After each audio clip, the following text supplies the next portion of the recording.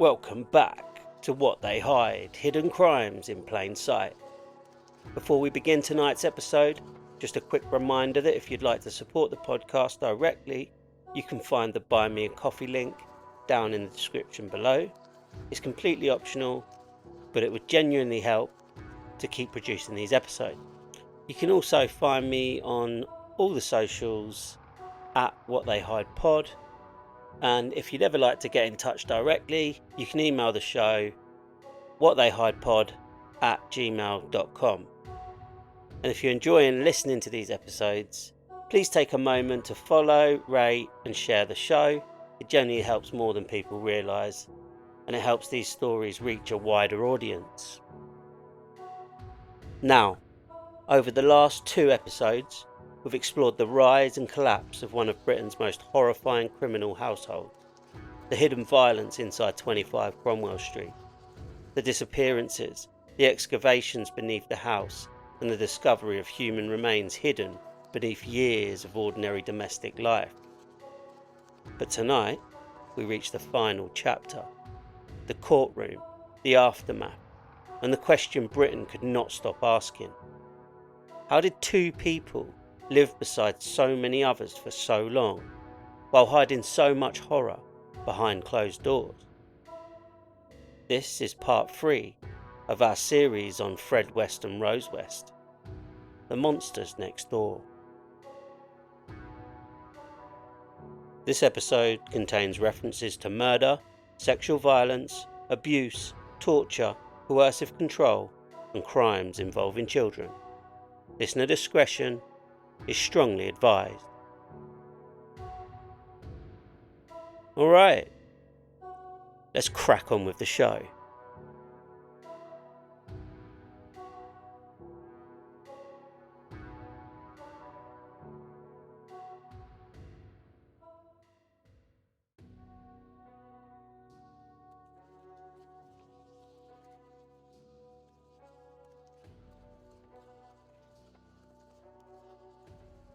By the end of 1994, the House of Horrors had already become one of the most infamous criminal investigations in British history. Bodies recovered beneath Cromwell Street, victims identified across decades, a nation transfixed by revelations emerging from an ordinary terraced house in Gloucester. And at the centre of it all sat Fred West, in custody, awaiting trial. For investigators, prosecutors, and the families of victims, the expectation was clear. Eventually, Fred West would face court. The evidence recovered beneath Cromwell Street would be presented publicly. Witnesses would testify, questions would finally be asked in open court, and perhaps some answers would emerge. But on the 1st of January 1995, that possibility disappeared. Fred West was found dead in his prison cell. He had taken his own life. The reaction across Britain was immediate. Shock, anger, relief in some quarters, frustration in others, because suicide altered the case emotionally overnight, not legally, emotionally. For some people, Fred's death represented escape. A man accused of prolonged brutality, avoiding full public accountability, avoiding cross-examination, avoiding years of courtroom scrutiny. And for families still searching for complete truth, the suicide carried another devastating consequence. Some answers may now have died with him. Investigators had already learned something important during questioning. Fred spoke, but not cleanly, not consistently. He admitted certain things, denied others, shifted blame repeatedly. Like many offenders involved in long-term concealment, information itself had become another form of control. Confession could be manipulated, truth released selectively, silence weaponized, and now, with Fred dead, detectives were left separating fact from distortion without the possibility of future clarification. The suicide also transformed public focus almost entirely towards Rose West, because while Fred's story had ended physically, Rose's hadn't, and prosecutors were preparing to argue that the horrors beneath Cromwell Street had never belonged to one person alone. By now, Britain had become deeply psychologically invested in the question of Rose's role. Was she another victim trapped beside a violent predator? Or had she actively participated in the abuse and murders investigators connected to the house? The prosecution believed evidence pointed overwhelmingly toward participation. This question unsettled the public profoundly because it collided with powerful assumptions surrounding gender and domesticity. Society expects mothers to protect children, wives to fear violent husbands, women to interrupt cruelty inside homes rather than reinforce it. The allegations surrounding Rose West shattered those expectations completely.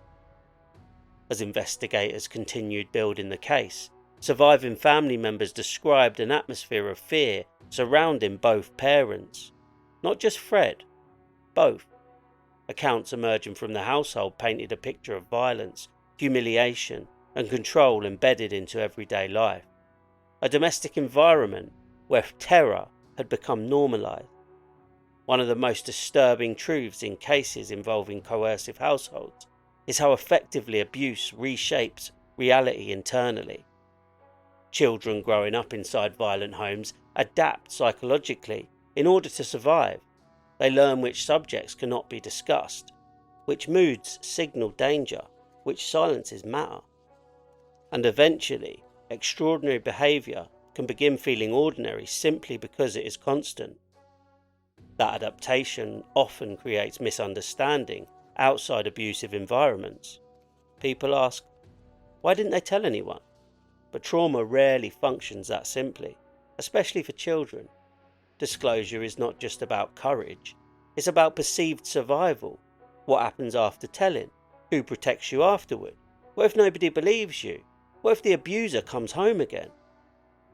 As preparations for trial intensified, the prosecution worked carefully through forensic evidence, witness testimony, and reconstructed timelines. The challenge facing prosecutors was enormous. This was not a single murder investigation. It was years of hidden violence requiring organisation into coherent legal narrative. Victims identified across decades, burials beneath the house, allegations of sexual abuse inside the family, and public scrutiny unlike almost any British criminal case before it. Meanwhile, the media frenzy surrounding Cromwell Street continued growing. Newspaper headlines focused heavily on the grotesque details of excavation. Television documentaries appeared rapidly. The house itself became infamous nationwide. But alongside public fascination came another uncomfortable truth. The risk that horror itself could overshadow humanity. True crime storytelling always carries ethical tension. How do you describe brutality without reducing victims to brutality? How do you explore evil without mythologizing offenders? How do you keep listeners emotionally grounded while examining unimaginable acts? These questions matter, especially in cases like Cromwell Street, where sensationalism arrives almost immediately. Because behind every headline sat real people, families who had waited years for answers, children carrying lifelong trauma, victims whose identities risked being buried beneath the mythology of the House of Horrors. And perhaps the mythology itself became dangerous, because myths create distance. They allow society to imagine monsters as separate from ordinary life. But the truth about Fred and Rose West remained deeply ordinary in one horrifying sense. They lived among everyone else. They spoke to neighbours, raised children, paid bills, walked ordinary streets. Nothing supernatural concealed them, only silence, fear and fragmentation. As Rose prepared to stand trial alone, Britain faced another deeply unsettling reality. The house itself was no longer the centre of the story. The psychology was. How had two people built a shared system of violence inside an ordinary home for so many years? And how had so many warning signs remained disconnected long enough for that system to survive? Because by now, the investigation into Cromwell Street had become more than a murder case. It had become a national reckoning about hidden abuse, about institutional blind spots, about the ease with which vulnerable people disappear when society already expects them to struggle. And as the trial approached, prosecutors prepared to argue that the horrors beneath Cromwell Street were not isolated acts. They were the result of a sustained domestic regime built on domination, fear, and concealment.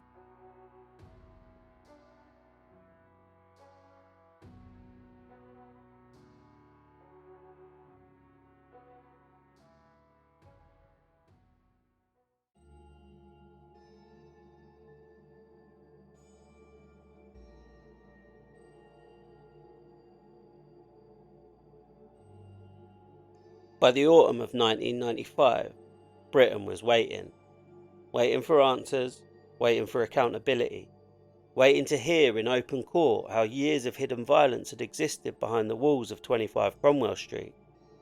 And at the centre of that anticipation sat Rose West, alone. With Fred West dead, the trial transformed psychologically. This was no longer a case about a dominant male offender dragging others into darkness.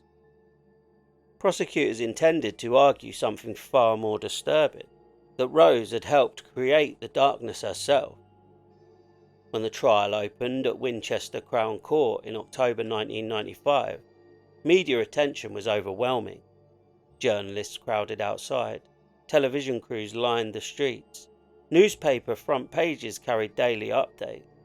The country followed every detail obsessively, because the case had already embedded itself deeply into the national psyche. Not simply because of murder, because of the setting, the family home, the children, the hidden graves beneath ordinary domestic life.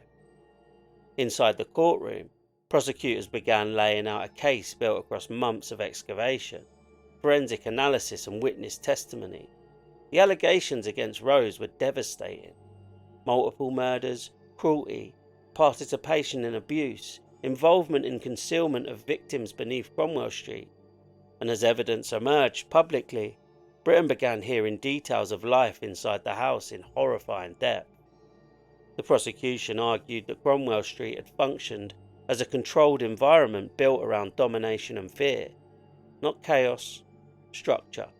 A household where violence and sexual abuse had become normalised internally over years.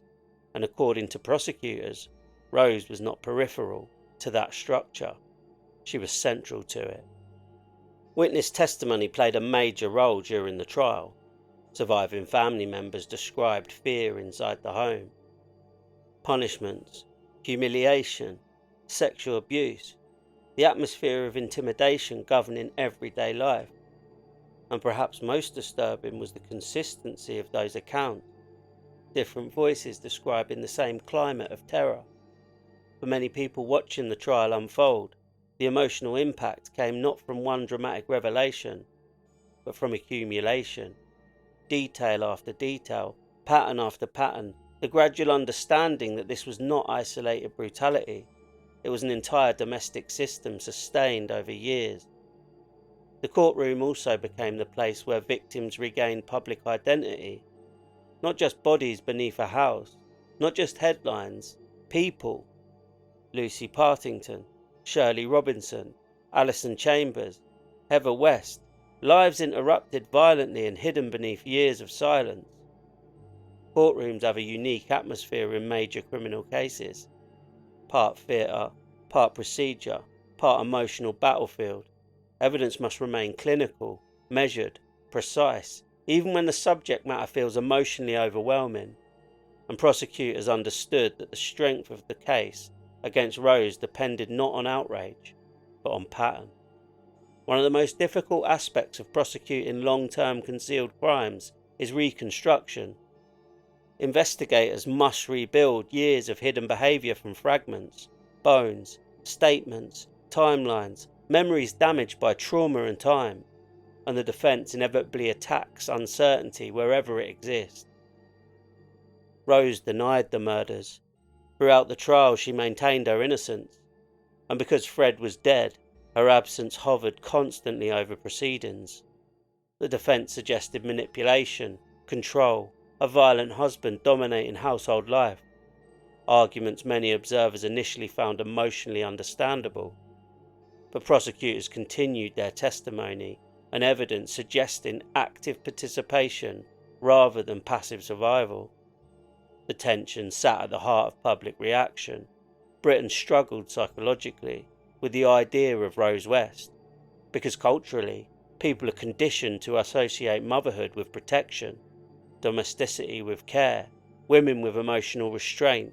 The allegations against Rose inverted every one of those assumptions, and the deeper the trial went, the more disturbing that inversion became. Meanwhile, outside the courtroom, the media frenzy surrounding the case intensified even further. Newspapers competed aggressively for details. Tabloid headlines grew increasingly sensational. The phrase "the House of Horrors" became embedded permanently into public language, and this created another ethical tension, because while public interest was enormous, there remained a danger that spectacle would eclipse humanity. The victims themselves risked becoming secondary to the mythology surrounding Cromwell Street. This happens often in infamous criminal cases. The location becomes iconic, the offenders become cultural symbols, and the individuals harmed by them gradually fade behind narrative. That is why naming matters, memory matters, victims must remain central. As testimony continued, the psychological atmosphere inside Cromwell Street became clearer publicly. Children growing up under constant fear, visitors entering environments controlled entirely by Fred and Rose, sexual abuse normalised internally, violence woven into ordinary domestic routines, and one detail emerged repeatedly throughout accounts connected to the house: control over silence. Silence was not accidental inside Cromwell Street, it was survival. Children understood instinctively that disclosure carried consequences. Victims feared retaliation, and over years the household became sealed psychologically from the outside world. Not isolated physically, psychologically. That distinction is important enormously, because some abusive systems survive not through locked doors, but through fear powerful enough that nobody inside believes escape is possible. The trial also exposed institutional failures surrounding missing persons investigations during previous decades. Several victims had disappeared during periods where communication between police forces was fragmented and vulnerable. Individuals often received inconsistent investigative urgency. Again, this doesn't mean nobody cared. Families cared desperately, but systemic blind spots existed, and predators exploited them. Throughout proceedings, jurors listened to evidence describing burial sites beneath the house itself, the garden, the cellar, concealed spaces integrated into ordinary domestic structure. And this physical reality remained one of the most psychologically disturbing aspects of the case. Not remote disposal sites, not wilderness concealment, bodies hidden beneath family life itself. For Gloucester residents, the trial reopened trauma repeatedly. The city's name had become internationally associated with Cromwell Street. Locals described feelings ranging from shame to grief to disbelief, because communities affected by notorious crimes often experience collective psychological rupture. Places lose innocence, ordinary streets feel different afterward, and perhaps nowhere symbolised that rupture more powerfully than the house itself. Boarded windows, police tape, and our infamous address sitting physically unchanged while the country dissected the horrors connected to it. A structure transformed entirely by what had happened inside. As the prosecution neared its conclusion, the picture presented to the jury was devastating. Not merely murder, but prolonged predatory violence sustained through fear, manipulation, and concealment over years. Domestic regime, a hidden world operating inside ordinary life. And outside the courtroom, Britain watched with growing horror as the final illusion surrounding Cromwell Street disappeared completely. This was no longer speculation, no longer rumour, no longer excavation alone. Now the violence had language, testimony, narrative, victims named publicly, and once spoken aloud in court. The reality of the West household became impossible for the country to look away from.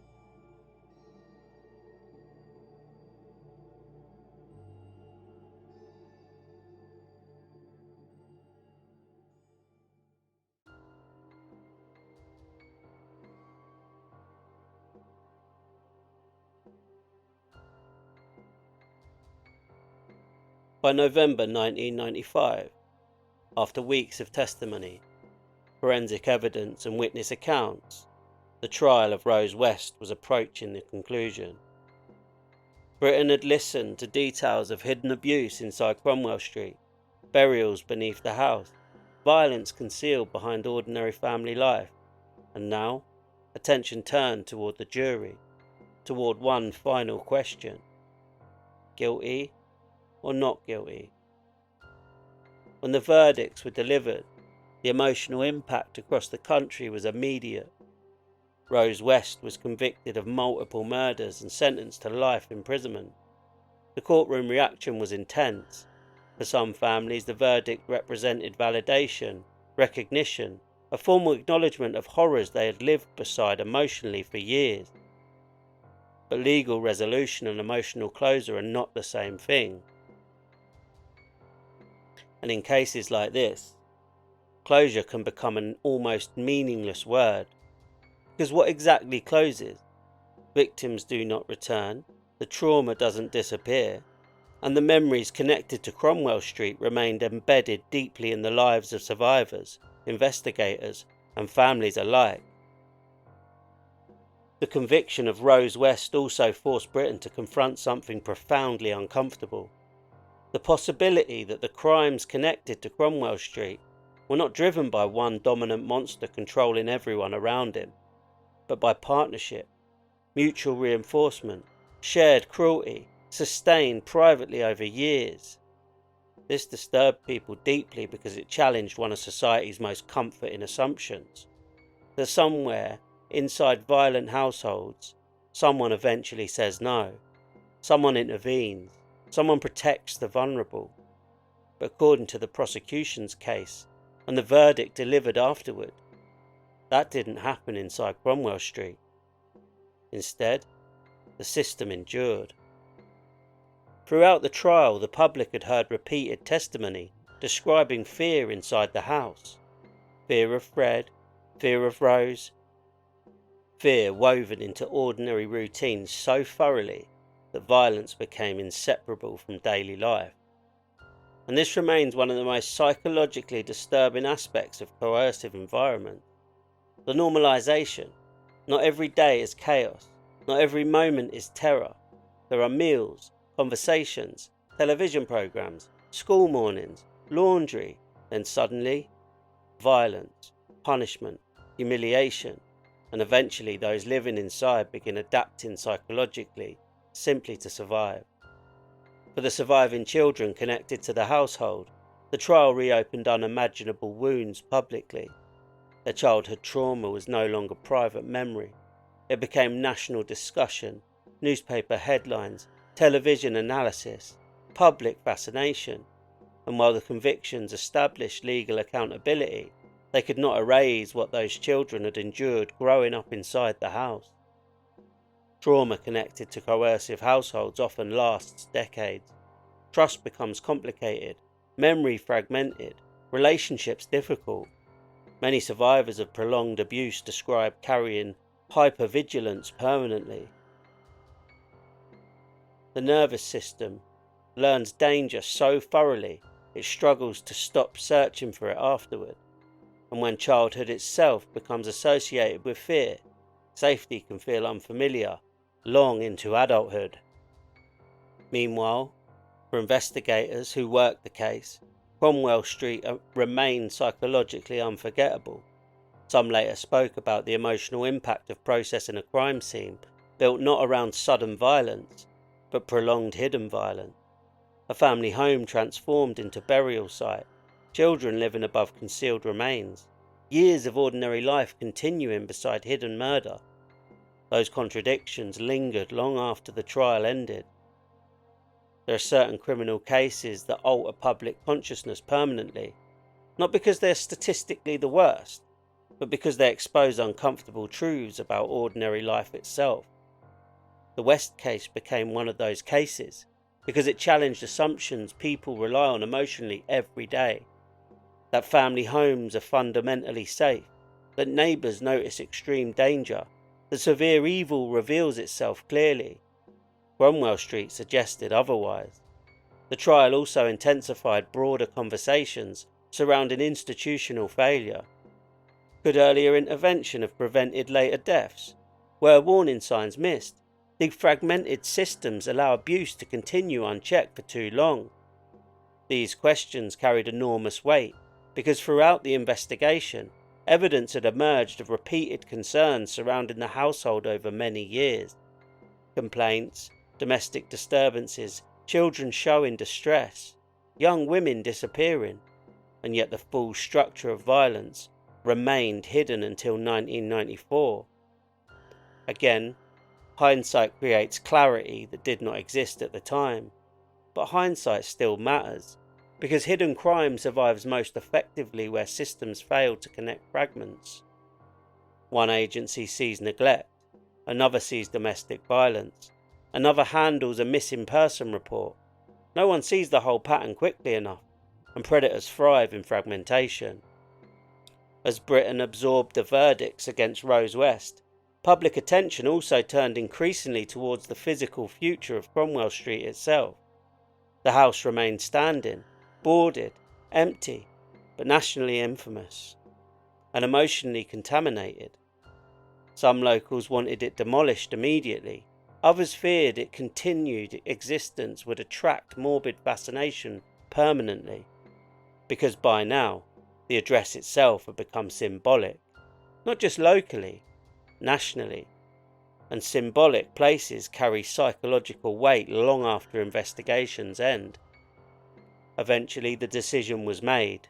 25 Cromwell Street would be demolished, the structure itself removed from Gloucester. And in 1996, demolition crews tore down the building that had become known worldwide as the House of Horrors. There is something emotionally complicated about demolishing notorious crime scenes. Part of society wants removal, erasure, a visible ending, but destruction of a building cannot destroy memory, and it cannot undo what happened inside. After the demolition, the site remained empty for years, deliberately. No new building immediately replaced the house. The space itself carried too much psychological gravity, too much history, too much suffering attached to the ground beneath it. And perhaps that empty space became symbolic in its own way, a gap where something terrible once stood, a physical reminder that ordinary environments can conceal extraordinary violence for years before truth emerges. But even after the trial, even after the demolition, certain questions surrounding the West case never fully disappeared. How many victims were there truly? Did investigators uncover everything? Were there additional disappearances connected to Fred and Rose that could never now be proven conclusively?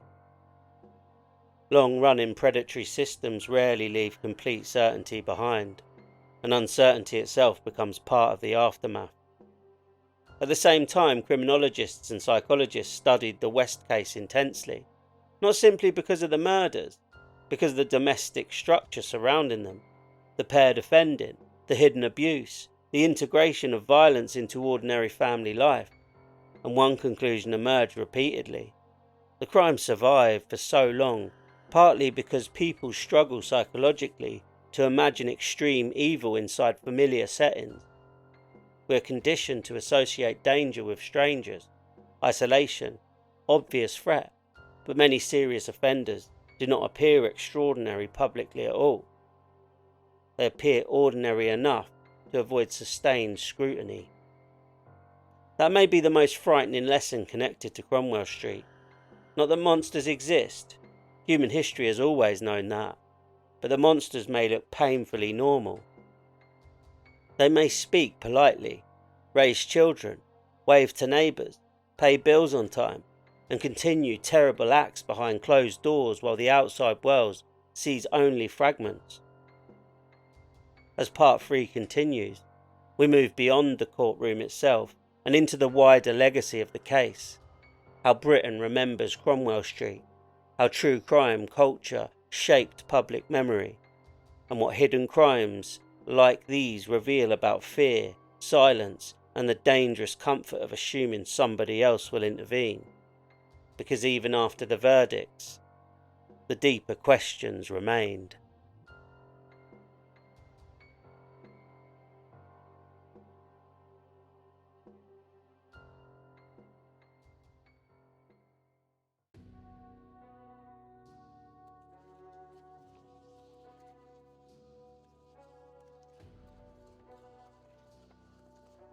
When people talk about infamous criminal cases, they often focus on the moment of discovery, the raid, the bodies, the trial, the headlines, but the deeper impact of cases like Cromwell Street unfolds afterwards, quietly, over years, inside public memory, inside institutions, inside the minds of ordinary people who suddenly realise something terrifying.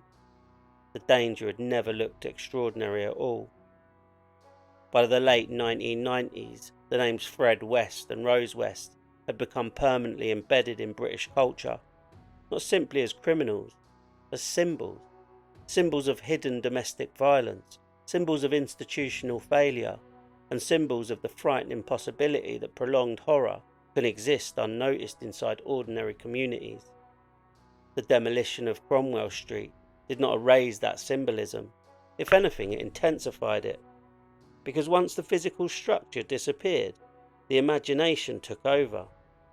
The house became mythologized, nationally, the House of Horrors.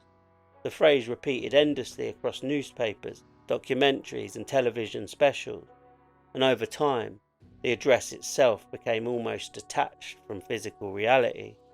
Less a building, more a psychological landmark. That transformation matters because public memory reshapes crime. The real house vanishes, the real room disappears, and what remains is narrative, fear, symbolism, sometimes distortion. This is one reason long-form storytelling around cases like this carries responsibility.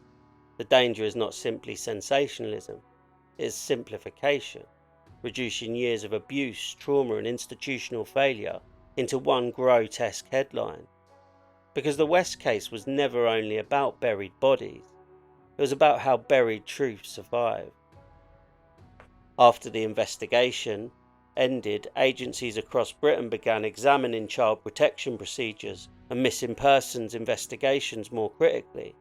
Questions emerged around information sharing between police forces, around responses to vulnerable missing women, around how domestic abuse allegations were handled. Because Cromwell Street exposed something devastating. Extreme violence can survive when warning signs are treated separately instead of collectively. One teacher notices distress, one neighbour hears screaming, one officer attends a domestic disturbance, one young woman disappears. Individually, each fragment may appear explainable. Together, they reveal catastrophe. And one of the lasting lessons of the West investigation was how dangerous fragmentation can become. At the same time, the case changed public understanding of coercive control long before the term itself became widely recognised socially. People began speaking more openly about hidden domestic abuse, about fear operating inside family homes, about children surviving violent environments while appearing outwardly normal. Because one of the most chilling truths exposed by Cromwell Street was how effectively abuse can camouflage itself inside routine. A child still goes to school. A family still shops for groceries. Neighbours still exchange greetings. Life appears functional enough externally. Meanwhile, inside the home, terror governs everything.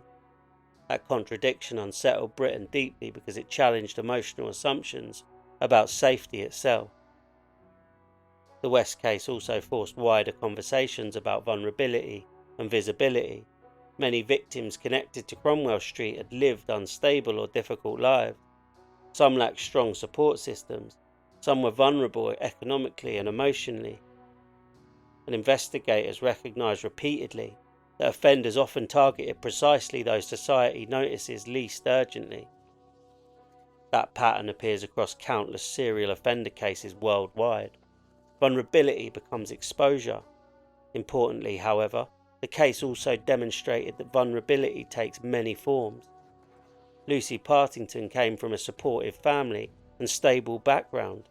Her disappearance still remained unresolved for years, which revealed another disturbing truth. Predators don't operate according to simple stereotypes. Opportunity matters, timing matters, control matters. As public fascination with true crime expanded through the late 90s and early 2000s, the West case remained central to British crime media. Documentaries revisited Cromwell Street repeatedly, books analysed the investigation, psychologists examined the relationship between Fred and Rose, and gradually the case evolved into something larger than criminal history. It became cultural shorthand for hidden domestic horror. But there is always danger when infamous offenders become cultural mythology. Attention shifts towards the killers, towards the grotesque details, toward the spectacle. The victims risk fading into the background. That is why remembering the human reality matters constantly. These were not characters in a horror story. They were people whose lives ended violently inside a system built around fear and concealment. The surviving children and relatives connected to the case carried that reality privately, while the public consumed the story nationally. And this creates another difficult tension within true crime itself. Cases may become cultural phenomena publicly, while remaining deeply personal grief privately. For survivors, there is no final episode, no clean ending, no fade to black, only continuation. Psychologists studying the case often return to one central question. How did Fred and Rose maintain control for so long? Part of the answer lay in fear, part in manipulation, part in institutional fragmentation, but another part involved something much simpler and much more uncomfortable. People struggle to imagine extreme evil in familiar environments. Human beings are psychologically wired to normalise routine. If a neighbour appears chaotic, but ordinary for years, the mind stops escalating concern eventually. Noise becomes just them. Arguments become their relationship. Disturbances become background. And predators benefit enormously when communities adapt to dysfunction instead of confronting it. This doesn't mean neighbours or relatives are responsible for crimes they could not fully understand. That distinction matters enormously. Hindsight can create unfair certainty, but the broader lesson still remains important. Patterns matter. Repeated fear matters. Children repeatedly appearing distressed matters. Vulnerable people disappearing matters. And when enough fragments accumulate, intervention becomes necessary, even without complete understanding. The West case also permanently altered perceptions of female offending in Britain. Before Cromwell Street, many people struggled to imagine a woman participating actively in prolonged sexual violence and murder inside a family setting. Rose West shattered that psychological barrier, and public reaction reflected profound discomfort surrounding that reality. Because culturally, people often divide violence into categories they emotionally understand. Male violence, female care. Cromwell Street obliterated those assumptions entirely. Over time, criminologists increasingly viewed the relationship between Fred and Rose as a mutually reinforcing abusive partnership rather than a simple dominant-submissive structure. Two individuals sustaining a hidden world together. Two people normalising brutality internally over years. And perhaps that partnership remains one of the most frightening aspects of the case. The absence of interruption. the absence of consequence powerful enough to stop escalation. As years passed, Gloucester itself slowly moved forward. New residents arrived, businesses changed, children grew up, life continued, but certain places never fully lose historical shadow. Even after demolition, even after headlines fade, memory remains attached to geography. And for many people across Britain, Cromwell Street became symbolic of a larger fear, that behind ordinary walls, hidden lives may exist entirely unknown to the outside world. Not supernatural horror, human horror, a kind built gradually through silence, coercion and fear, because ultimately, the West case was never about one terrifying night. It was about duration, years of violence surviving beside ordinary life, years in which victims disappeared while neighbours carried on routines only feet away, years in which fragments of truth existed separately but never connected fully until it was too late. And perhaps that is why the story still unsettles people decades later, not simply because of what happened beneath Cromwell Street, but because of what the case revealed about human beings themselves. Our tendency to dismiss discomfort, to avoid involvement, to assume someone else will intervene, to believe real monsters must look obviously monstrous. But often, they don't.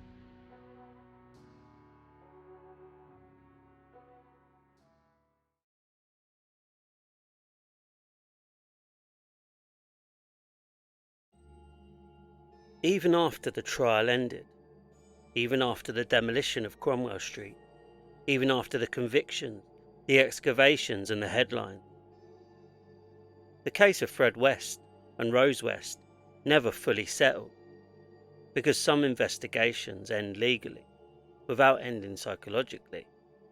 There are criminal cases where every victim is identified, every timeline accounted for, every question answered as fully as evidence allows. The West case was not one of them. Almost from the moment investigators began excavating 25 Cromwell Street, another fear emerged quietly alongside the horror already uncovered. What if there were more? More victims, more burial sites, more disappearances never connected officially. And decades later, that uncertainty still hangs over the case like a shadow. Part of the reason lies in the sheer length of time over which the crimes occurred. Investigators believed violence connected to Fred West stretched back many years before public discovery at Cromwell Street, possibly into periods where records were fragmented, missing person systems, inconsistent and forensic opportunities long gone. Time itself became an obstacle. Then there was Fred's behaviour during questioning. He spoke enough to direct investigators towards certain truths, but not enough to establish certainty everywhere. Like many offenders, accustomed to controlling narrative, he appeared to reveal information selectively, sometimes cooperative, sometimes evasive, sometimes contradictory. And when he died in custody in 1995, many investigators believed unanswered questions died with him.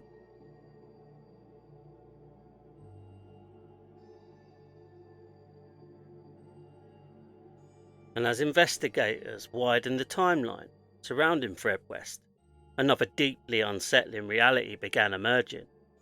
Not every victim connected to the investigation had been buried beneath Cromwell Street. The house in Gloucester may have become the symbolic centre of the case, but evidence suggested Fred West's violence stretched back years before the excavations of 1994 and beyond the house itself. One of the most significant discoveries involved Catherine Bernadette Costello, often known as Rena. Her remains were discovered in a field in Kempley, Gloucestershire, a burial site entirely separate from Cromwell Street.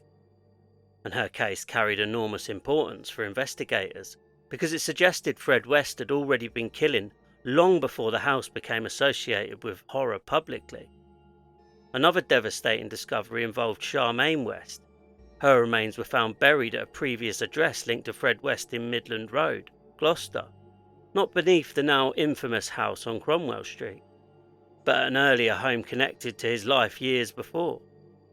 Those discoveries altered the psychological scale of the investigation completely, because detectives were no longer examining violence confined to one address. They were tracing a pattern stretching across years, locations, and different periods of Fred West's life. And that raised an even more disturbing possibility. If some victims had been concealed away from Cromwell Street entirely, how many crimes connected to the wider timeline might investigators never fully reconstruct?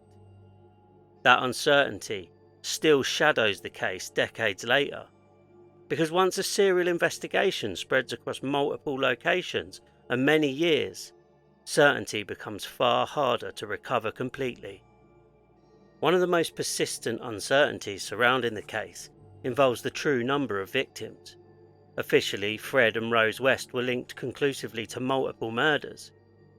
But over the years, investigators examined many additional disappearances and suspicious cases potentially connected to Fred in particular. Some remained speculative, others impossible to prove conclusively. And in long-running serial offender investigations, uncertainty can become permanent. This is one of the hardest truths for families connected to unresolved disappearances. No definitive ending, no certainty, only possibility. And possibility can haunt people for decades.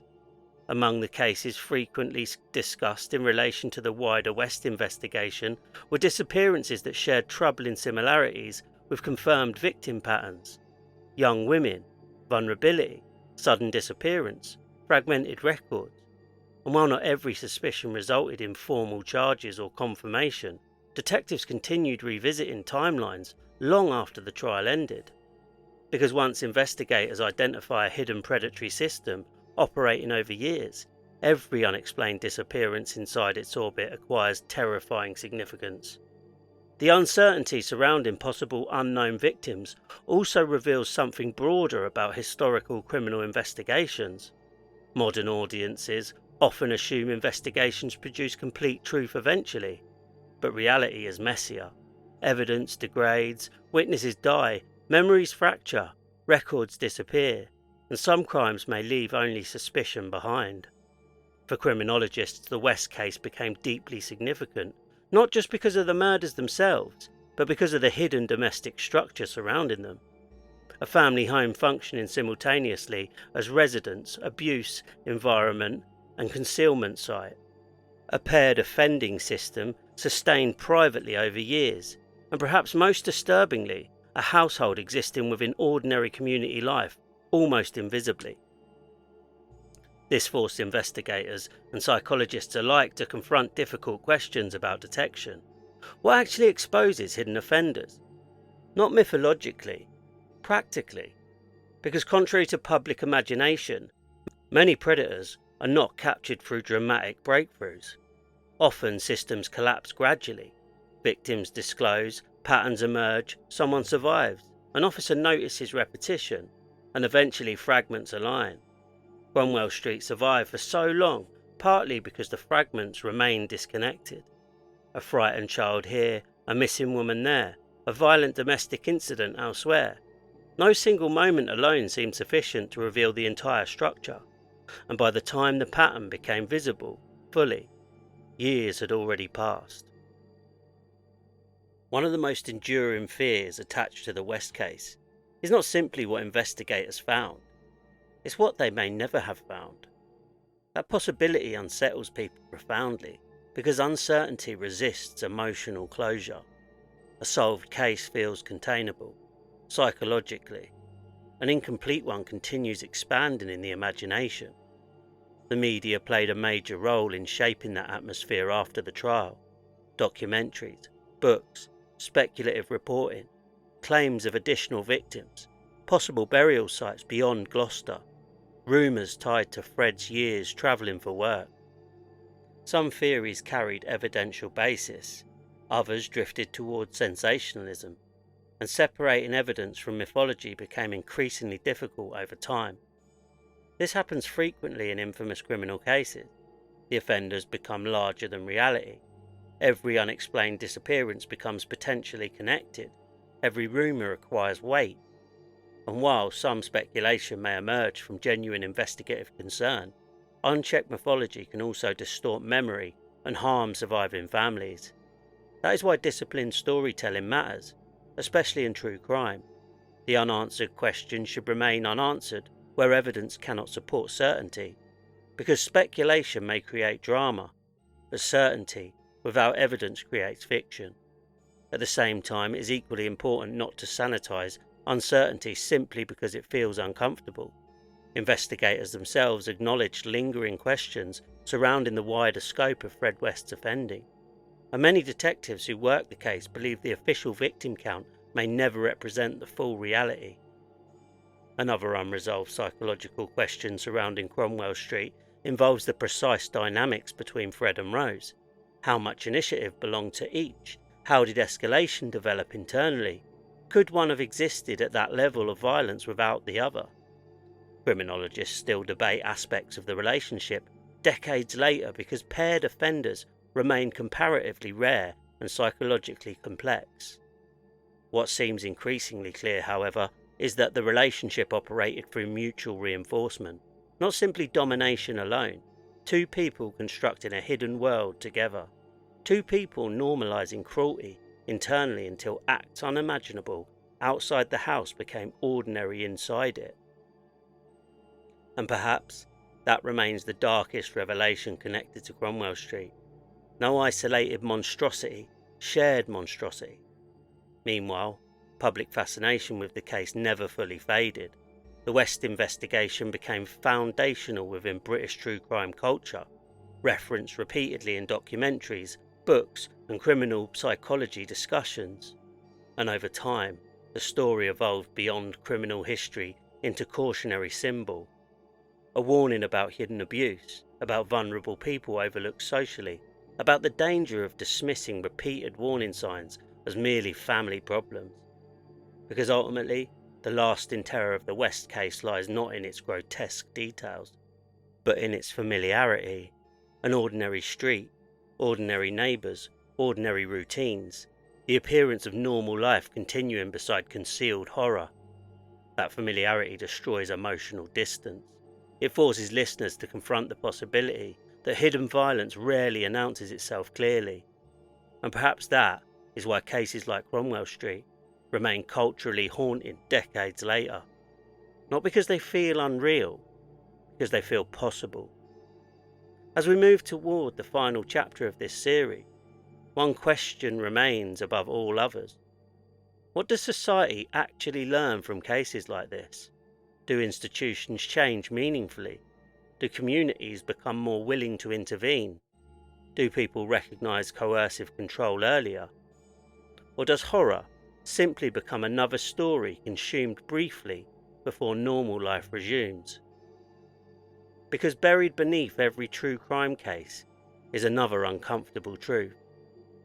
The offenders are not the only subject.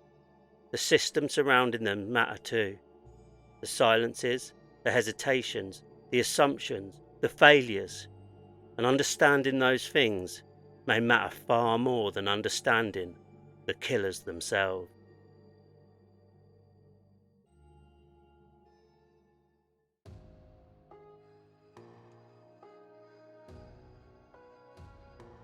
There is a tendency, after cases like Cromwell Street, to search for distance, to reassure ourselves that the people involved were somehow separate from ordinary life.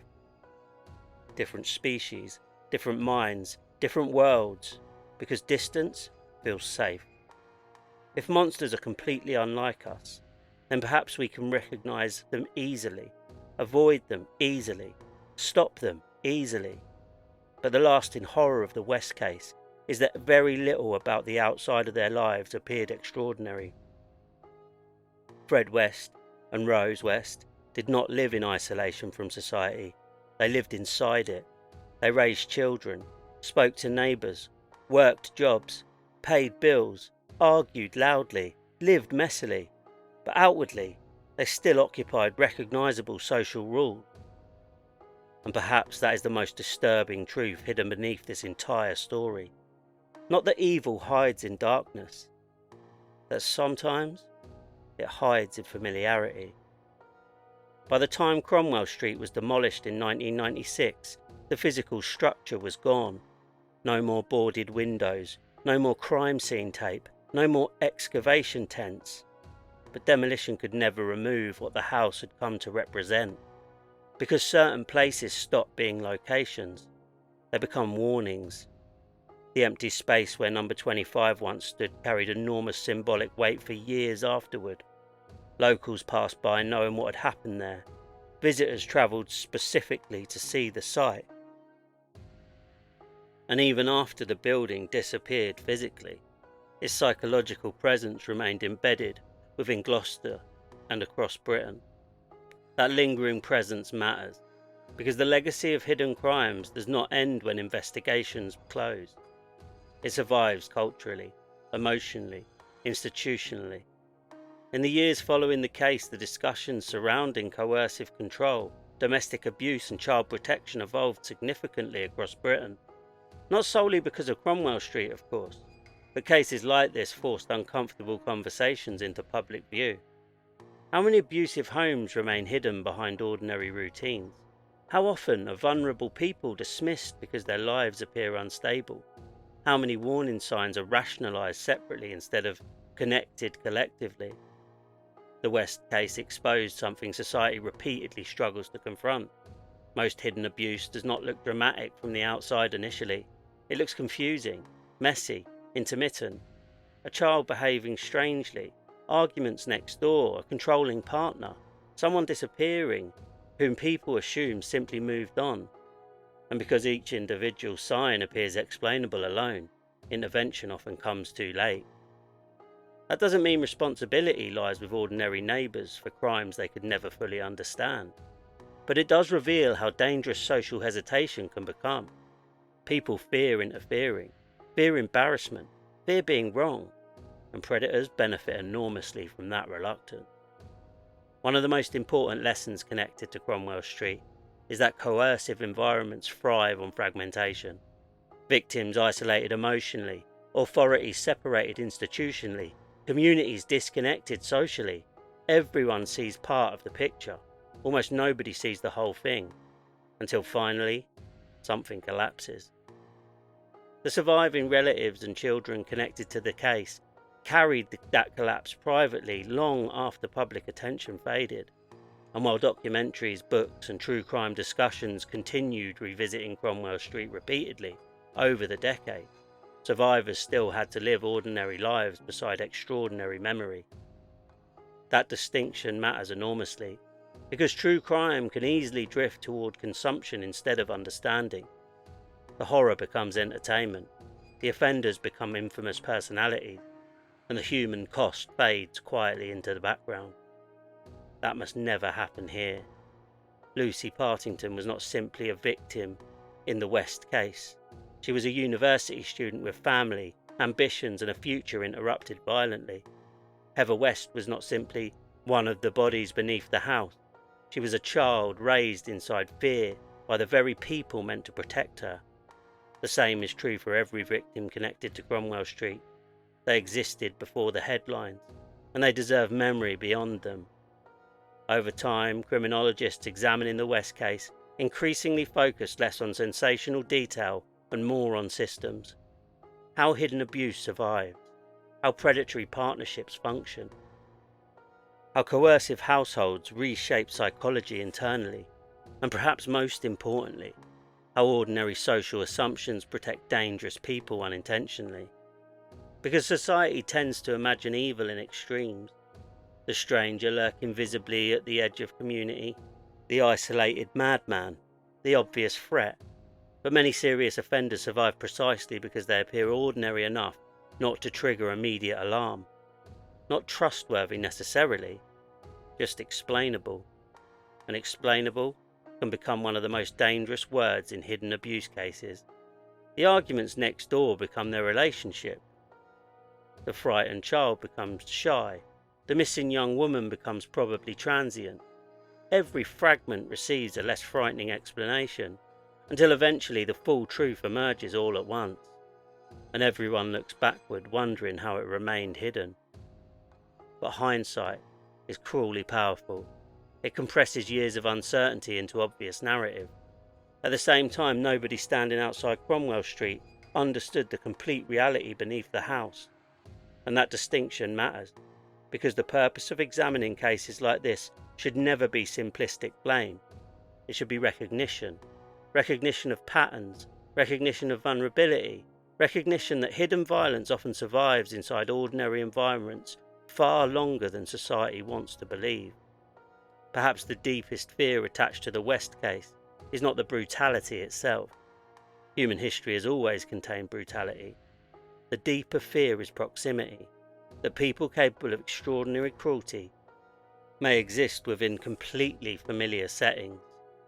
The neighbour, the parent, the couple at the end of the street, the family everyone quietly describes as strange, chaotic or troubled. And that fear lingers because it removes comforting distance. Cromwell Street was not another world. It was this world, an ordinary British street, an ordinary terraced house, ordinary routines continuing around hidden horror for years. As we close this series, one final question remains beneath everything we've explored. Why do stories like this continue haunting people decades later? Partly because of the crimes themselves, but mostly perhaps because they expose truths society prefers not to examine closely. That abuse can survive invisibly inside families, that vulnerable people are often overlooked, that systems fail, that silence protects offenders more effectively than locks or weapons ever could, and that ordinary life itself can sometimes become camouflage for unimaginable cruelty. But if there is any value in revisiting cases like Cromwell Street, perhaps it lies here. Attention matters, patterns matter, listening matters, children's fear matters, vulnerable disappearances matter, and the instinct that something feels wrong should never be dismissed simply because the environment appears ordinary. Because hidden crimes rarely begin with headlines. They begin quietly, inside homes, inside relationships, inside silences people hope someone else will break. And sometimes, by the time the truth finally reaches the surface, years have already passed beneath it. That's where we're going to leave our series on Fred and Rose West. Thank you for listening to What They Hide, Hidden Crimes in Plain Sight. Until next time, stay aware.